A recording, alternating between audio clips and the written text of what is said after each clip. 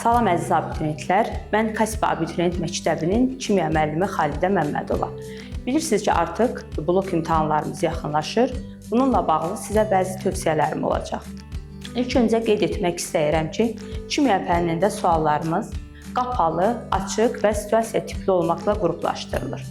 Qapalı suallar daha çox sürət və dəqiqlik tələb edən suallardır.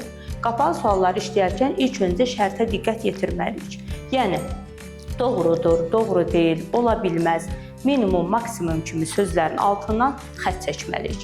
İstisna halları unutmamalıyıq. Kimya fənnində istisna hallar tez-tez sual obyekti olur. Çıxdaş metodu. Əgər sualın cavabından tam əmin deyiliksə, o zaman yanlışlığına əmin olduğumuz variantları çıxdaş edərək ehtimalları minimuma endirməliyik. Vahidlərə xüsusilə diqqət yetirməliyik. Məsələ həllində sualları bizdən hansı vahidlə istəyirsə, ona uyğun həll etməyə çalışmalıyıq. Sadə suallarda xüsusilə diqqətli olmalıyıq. Ən çox səhv edilən sual tipləri sadə suallardır. Açıq tipli suallarda, xüsusilə də həll tələb olunan suallarda daha sistemli yanaşmalıyıq. Həll yolunu mütləq yazmalıyıq. Bütün mərhələləri ardıcıl olaraq göstərməliyik. Sonda aldığımız cavabı çərçivəyə almalıyıq. Situasiya tipli suallar blokda ən çox bal verən sual tipləridir.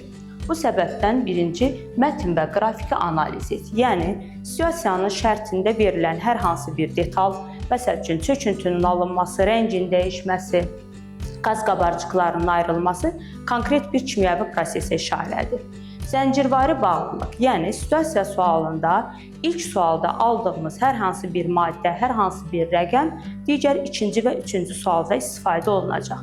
Bu səbəbdən situasiyanın şərtini diqqətlə oxuyuruq və ilk sualda xüsusi diqqətlə yanaşmalıyıq ki, orada aldığımız hər hansı bir maddəni digər suallarda istifadə etməliyik.